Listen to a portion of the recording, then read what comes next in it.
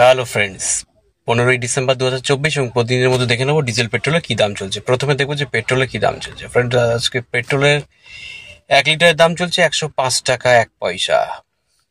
এবং এবার দেখে নেবো যে সিটি ওয়াইজ কি দাম চলছে। সিটি ওয়াইজ দেখুন, সিটি এবং প্রাইস আলিপুরদুয়ার চলছে 106 টাকা 28 পয়সা, বাঁকুড়া চলছে 105 টাকা 27 পয়সা, বীরভূম চলছে 105 টাকা 39 পয়সা, কোচবিহার চলছে 106 টাকা 31 পয়সা।